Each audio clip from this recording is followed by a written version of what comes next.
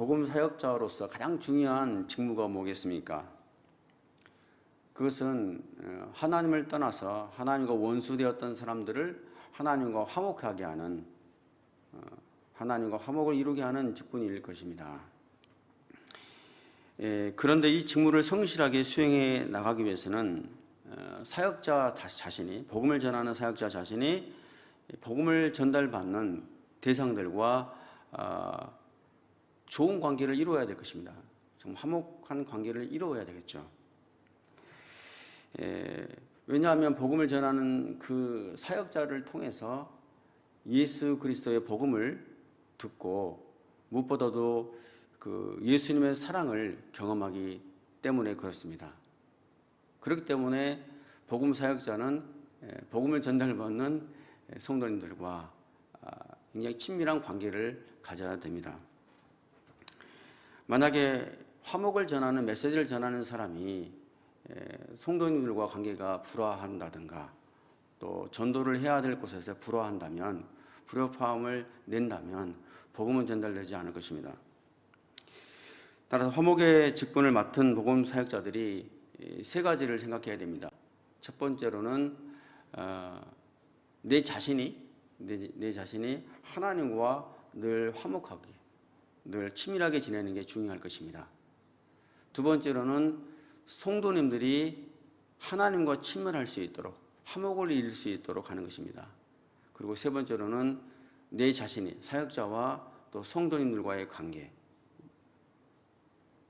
그 화목의 축복을 누릴 수 있도록 늘 노력을 해야 할 것입니다. 이 부분에 대해서 바울이 오늘 말씀을 통해서 우리에게 전달하고 있습니다. 먼저 11절부터 15절까지의 말씀, 11절부터 15절까지의 말씀 함께 읽겠습니다. 시작. 그러므로 우리는 주께서 두려운 분이심을 알므로 사람들에게 권면합니다. 우리는 이미 하나님 앞에 드러나 있습니다. 나는 여러분의 양심에도 우리가 그렇게 드러나 있기를 바랍니다. 그렇다고 우리가 또다시 여러분에게 우리를 추천하려는 것이 아닙니다. 도리어 우리는 여러분에게 우리 때문에 자랑할 기회를 주려는 것입니다. 이는 마음으로 하지 않고 외모로 자랑하는 사람들에게 여러분이 대답할 말을 가지도록 하려는 것입니다. 우리가 미쳤어도 하나님을 위한 것이요 정신이 온전해도 여러분을 위한 것입니다. 그리스도의 사랑이 우리를 강권하십니다.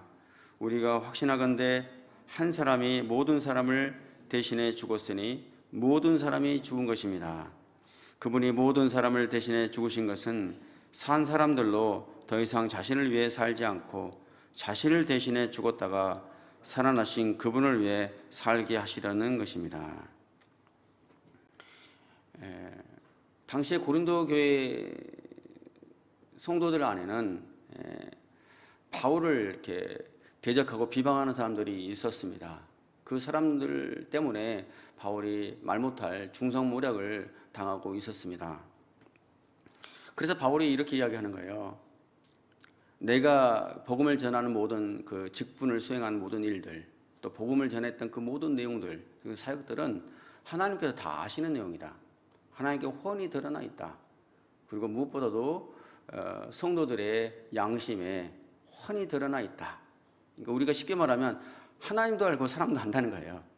하나님도 내가 한 일을 알고 사람들도 내가 무엇을 하는지 그 마음 가운데, 양심 가운데 다 알고 있다. 이렇게 이야기를 하고 있는 것이죠.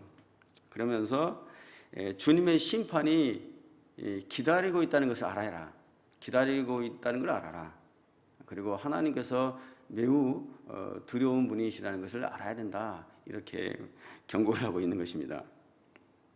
그러니까 사도로서의 그 진실성을 이제 강조해서 지금 이야기하고 있는 것이죠, 바울이.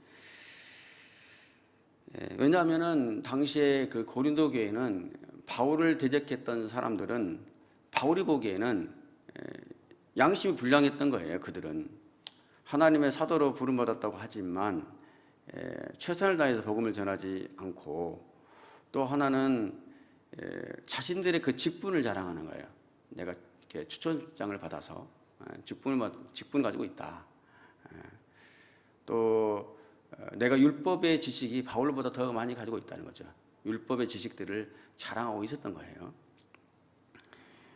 그래서 항상 그 자신들이 가지고 있는 그 추천장, 그 예루살렘 교회로부터 지도자들로부터 받아서 파견장이죠. 이를테면은 그 추천장을 가지고 있고 나는 무엇보다도 성경에 대해서 박식하다라고 이야기를 하면서 바울을 비방했던 거예요. 근데 사실 바울은 그런 부분에서는 이미 넘어선 사람이죠. 바울도 배울 만큼 배운 사람이고 알 만큼 아는 좀 지식이 많은 사람이었지 않습니까? 오히려 바울은 그런 것들을 다 배설물로 참 쓰레기로 여겼던 것들이에요, 사실은. 그래서 바울을 늘 자랑하기를 그런 것들을 자랑하지 않고 항상 자랑할 때는 뭡니까?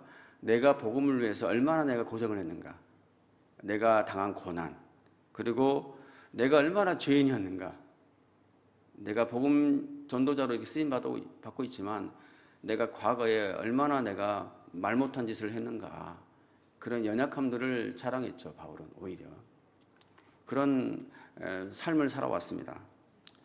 우리도요, 좀 주의할 것은 복음 사역자로서, 목회자로서, 선교사로서 우리가 쓰임을 받을 때 교단을 내세우거나, 물론 교단도 중요합니다. 그리고 또 신학교, 어느 출신 신학교를 나왔고 또 어떤 학위를 가지고 있고 이런 것들을 먼저 내세울 때가 있죠. 물론 필요합니다. 복음을 전하는 데는 그것도 필요해요. 그렇지만 생각해 봐야 돼요. 그것을 자랑하기보다는 부르심을 자랑해야죠. 내가 어떤 부르심이 있고 어떤 비전을 가지고 있고 내가 복음을 위해서 내가 어떤 고생을 내가 했고. 그리고 일본 선교를 보게 되면 많은 사람들이 일본 선교를 중단하고 떠나버리는 사람들이 많아요. 그렇지만 숱한 말 못한 고생을 하면서도 끝까지 일본 선교를 위해서 지켜온 분들이 계시거든요. 그분들의 삶은 어떤 신학교 졸업장보다도 더 훌륭한 것이죠. 삶으로 증명해내는 것이기 때문에, 삶으로 그 부르심을 증명해내는 거기 때문에 그것은 어떤 것과 비교할 수 없을 것입니다. 그런 것들을 자랑해야 되는 것이죠. 그리고 내가 얼마나 죄인이었고 내가 예수님 때문에 이렇게 삶이 변화됐지만 내가 얼마나 죄인이었는지를 고백하는 것, 이런 것들이 굉장히 중요할 것입니다. 하나님에 대한 특별한 그 열심 때문에 바울은 사람들에게 미친 사람이라는 소리를 들었어요. 저 사람이 미쳤구나, 이런 오해를 받았습니다. 예를 들어서 다메섹 도상에서 갑자기 바울이 부활하신 주님을 만났죠. 갑자기 부활의 주님을 본인이 만났다고 한다든가, 그리고 그 황홀경에 취해서 이상한 방언들을 숱하게 한다든가, 그리고 또 뭡니까? 많은 환상을 봤는데 심지어 3층천, 하나님 계신 곳까지 내가 올라갔다 왔다, 이런 이야기를 간혹 간증을 했어요, 바울이. 그러면 뭐 사람들이 감동을 받고 도전을 받아야 되는데 그 중에 일부의 사람들을, 바울을 비난했던 사람들은 미친 사람이구나, 헛소리 하는구나, 이렇게 했던 것이죠. 뭐 일례로 사도행전 26장 24절을 보게 되면 바울이 로마로 이제 재판을 받기 위해 끌려가기 전에 유대 총독 베스도에게 신문을 받습니다. 그래서 바울이 쭉 간증을 하죠. 예수 그리스도의 복음을 전하죠. 그랬더니 베스도 총독이 뭐라고 합니까? 바울아, 네가 미쳤구나. 너에게 있는 많은 학문이 너를 미치게 했구나, 라고 했죠. 그런 말씀이 또 떠오릅니다. 바울은 정말 선교를 한다고 결혼도 하지 않고 독신으로 평생 살았어요. 그렇죠? 그리고 그 선교지의 교회에 부담이 될까 봐 성도들에게 부담을 주지 않기 위해서 선교비 헌금도 받지 않았죠. 사례비도 받지 않고 복음을 전했습니다. 정말 훌륭한 사역자이고 목회자이죠. 그러면 우리가 그걸 감사해야 되는데 고린도의 일부 성도들은 저 사람이 추천장도 없고 자격이 없기 때문에 저렇게 복음을 전하면서도 정말 사례비를 받지 않는 것이다 라고 오해하고 오히려 이상한 사람들이라고, 좀 이상한 사람이라고 그렇게 비난을 했습니다. 오히려 성도들을 위해서 하는 일인데도 그렇게 그런 비난을 받았던 것이죠. 우리 주변에도 또 교회를 그렇게 적대하고 적개심을 가고 핍박했던 사람들이 예수님을 만나서 180도 변화된 사람들이 있죠. 그러면은 사람들이 주변에서 뭐라고 합니까? 저 사람은 예수에 미친 사람, 교회에 미친 사람이라는 이야기를 간혹 하곤 합니다. 근데 이걸 묵상하면서 저는 거기까지는 못 들어봤던 것 같아요. 제가 믿지 않는 가족 가운데 제가 유일하게 믿는 사람이었거든요. 저희 가족에. 근데 내가 교회에 미쳤다, 예수에 미쳤다는 소리까지 못 들었던 것 같아요. 그 말까지 내가 들었어야 되는데. 근데 저도 참 불편했습니다. 이제 믿지 않은 가정 속에서 저 혼자 믿게 되니까 좋지 않은 시선들과 뭐 하는 일이냐라고 마음고생을 좀 했죠. 저도 마음고생을 했는데 바울처럼 미쳤다는 소리를 내가 안 들었어요. 그렇기 때문에 이 미쳤다는 소리를 듣는다는 건 굉장히 영광스러운 일이구나 생각을 또 이 큐티 말씀을 묵상하면서 저는 개인적으로 생각해 봤습니다. 13절 말씀인데요. 너희들이 말한 대로 나는 미친 사람 맞다 라고 바울이 이야기합니다. 미쳤다고 해도 하나님을 위해서 내가 미쳤다. 그리고 정신이 온전해도 고린도서의 성도님들, 여러분들을 위해서 나는 온전한 정신을 가지고 있습니다라고 이야기하는 거예요. 무슨 말이냐면 예수에게 미쳤지만, 하나님께 미쳤지만 여러분들에게 복음을 전할 때는 아주 맑은 정신으로 똑똑히 정신을 차리고 여러분에게 복음을, 진리를 바로 전했습니다. 그 이야기입니다. 그리고 바울을 공격하는 사람들에게 내가 지금 예수에게 미친 사람은 맞지만 너희들에게는 내가 정신을 똑바로 차리고 지금 답변하고 있다라는 이야기를 하고 있는 것이죠.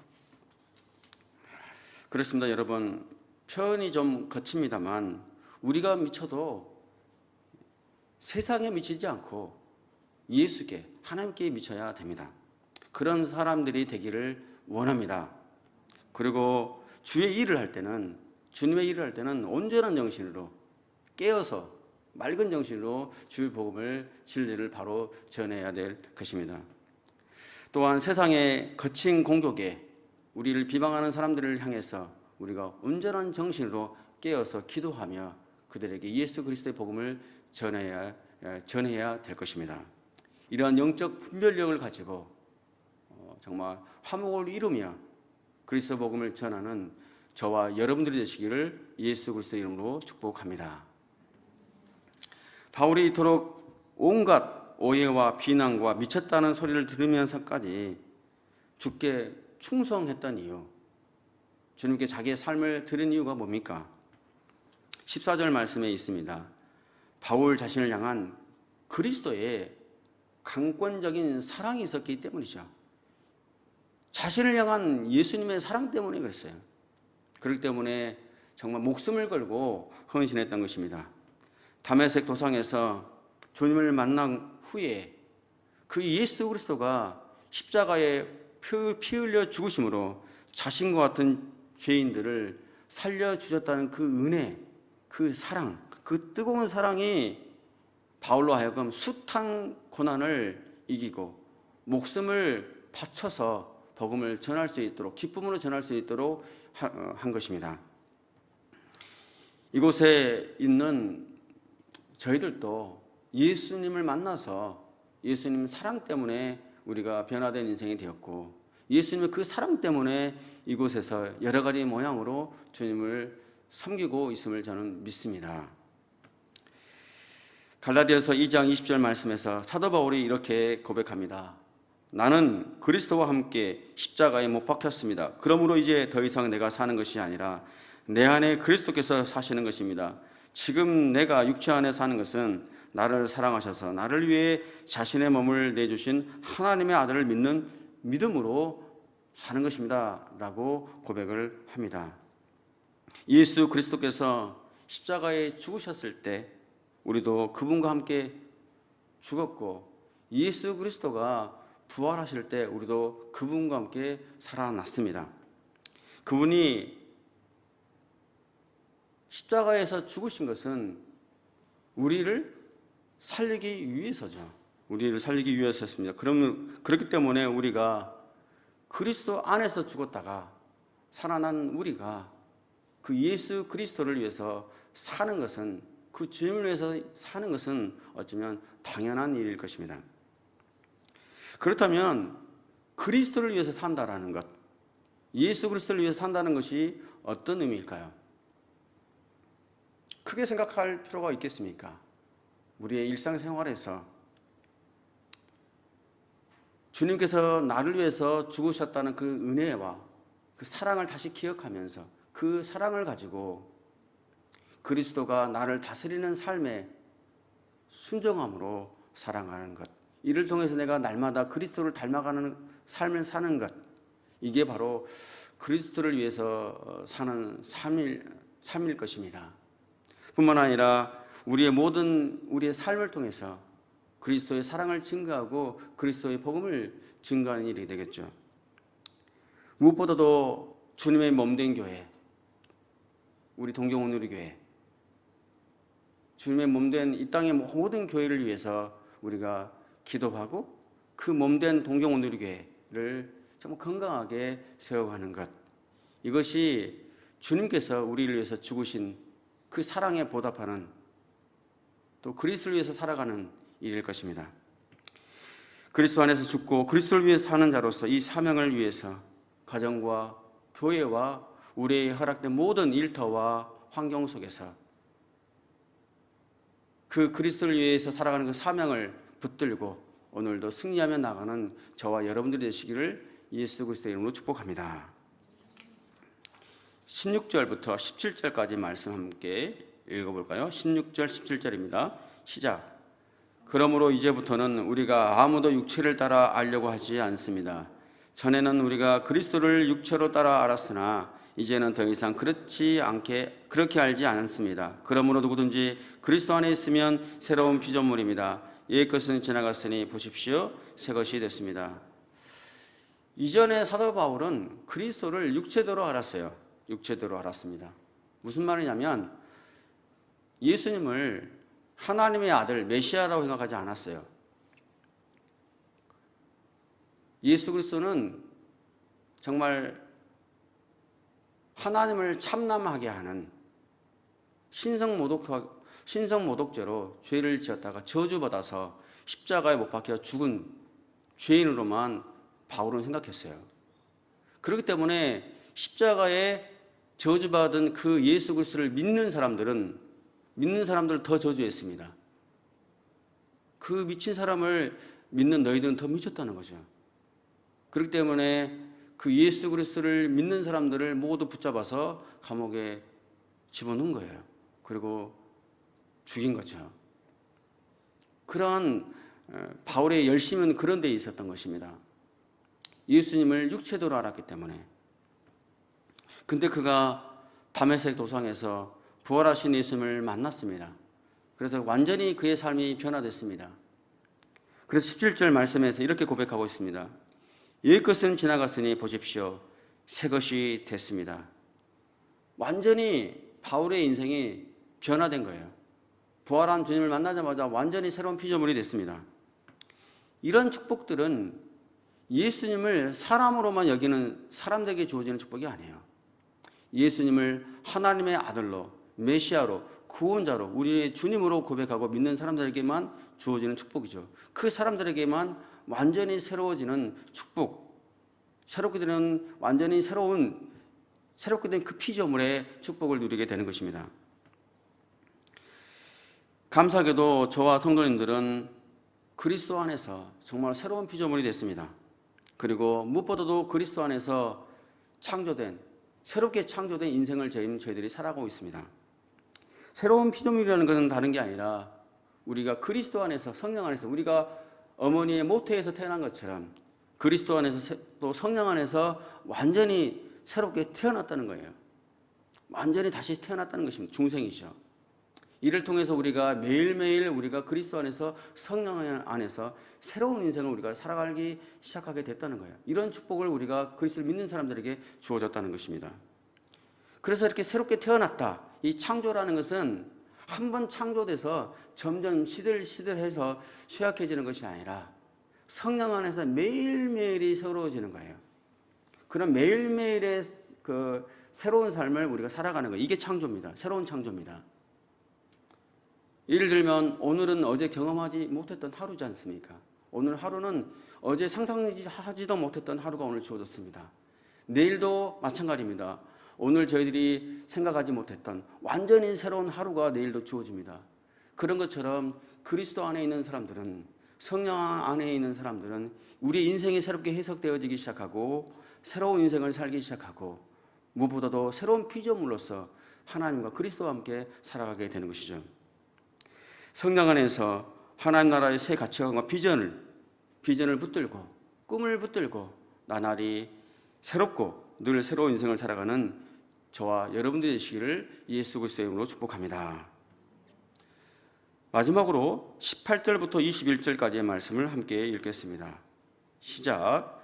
모든 것은 하나님께로부터 왔습니다. 하나님은 그리스도를 통해서 우리를 그분과 화목하게 하시고 또한 우리에게 화목하게 하는 직분을 맡겨 주셨습니다. 곧 하나님께서는 사람들의 죄를 그들에게 돌리지 않으시고 세상을 그리스도 안에서 그분과 화목하게 하셨으며 또한 우리에게 화목하게 하는 말씀을 맡겨 주신 것입니다. 그러므로 우리는 그리스도를 대신하는 사절이 돼 하나님께서 우리를 통해서 권면하신 것 같이 그리스도를 대신해 여러분에게 간곡히 부탁합니다. 여러분은 하나님과 화목하십시오. 하나님께서는 죄를 알지도 못하신 분에게 우리 대신 죄를 짊어지게 하셨습니다. 이는 우리로 그리스도 안에서 하나님의 의가 되게 하시려는 것입니다. 모든 것은 하나님께 왔다는 거예요. 하나님께서 모든 만물을 창조하셨고 우리 사람들을 하나님의 손으로 손수 우리를 만드셨죠. 그렇듯이 우리 모두를 그리스도 안에서, 성령 안에서 새로운 피조물로 우리를 다시 지으신 거예요.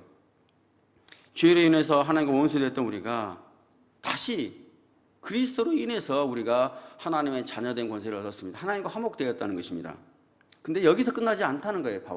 바울이 말하고자 하는 것은 우리가 하나님과 화목하게 됐는데 그 화목의 축복을 우리만 가질 것이 아니라 그 화목의 직분을 가지고 많은 사람들에게, 아직 하나님과 원수된 사람들에게 그 화목의 복음을 증거하는 그 직분을 우리에게 맡겨주셨다는 거예요. 우리가 하나님께 구원받은 것으로 만족해서는 안 되고 우리가 하나님과 화목되었다면 그 화목의 축복을 많은 사람들에게 증거하고 화목을 이루라는 것입니다. 그 직분이 우리에게 있는 것이죠. 그런 의미에서 화목의 직분은 세 가지로 생각해 볼 수 있을 것입니다. 첫 번째로는 먼저 화목의 직분이라는 것은 우리가 하나님과 언제나 친밀하게 화목을 이루고 살아가는 것이에요. 우리가 그리스도로 인해서 우리가 구원을 받았지 않습니까? 예수님께서 우리 같은 죄인을 위해서 십자가 못 박혀 죽으셨습니다. 우리의 죄는 예수님께로, 그렇지만 예수님의 완전한 의는 우리에게 주어진 것이죠. 그 하나님의 완전한 의, 절대의 의로 인해서 우리의 죄가 씻김을 받고 의롭게 인정받음으로 인해서 그리스도의 그 십자가 희생으로 말미암아 우리가 하나님과 화목을 이루게 되었죠. 우리에게 완전한 의를 주셨기 때문에 그 의 안에서 우리가 하나님과 바른 관계를 갖는 그 축복을 누리고 있는 것이에요. 이것을 우리가 충분히 누리는 거예요.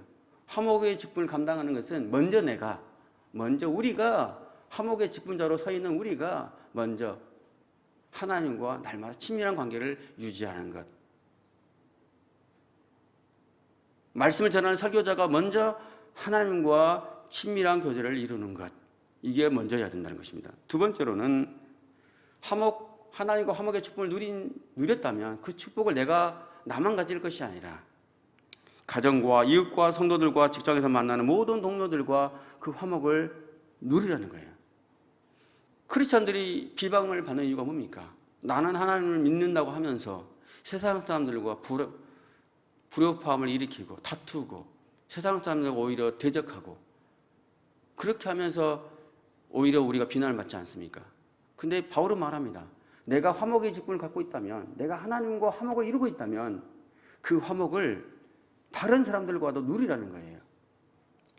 이것을 강조하고 있는 이유는 뭐냐면 바울 사도들을 공격하는 사람들이 자신들이 예수 그리스도의 복음으로 하나님과 화목을 이뤘다고 하면서도 바울을 공격하고 성도들과 불협화음을 일으키고 있었기 때문에 그건 아니라는 거죠. 화목을 이뤘다면, 하나님과 화목을 이뤘다면 그 화목의 축복을 사람들과 이웃과도 누려야 된다는 것을 바울이 이야기하고 있습니다. 무엇보다도 우리의 이런 삶의 모습을 통해서 아직 하나님을 알지 못하는 모든 사람들에게 화목의 복음을 증거하는 것, 이게 바로 화목의 직분자로 살아가는 길입니다. 성도 여러분, 오늘도 이 영원한 하나님과의 화목의 축복을 누리십시오. 그 축복을 누리며 그 축복 속에서, 그 은혜 안에서 우리 성도님들을 사랑하시고, 또 무엇보다도 모든 사람들을 화목하게 하는, 우리 성도님들을 화목하게 하는, 교회를 화목하게 하는, 세상의 모든 사람들을 하나님과 화목하게 하는 그런 거룩한 직분을 감당해 가는 저와 여러분들이 되시기를 예수 그리스도의 이름으로 축복합니다.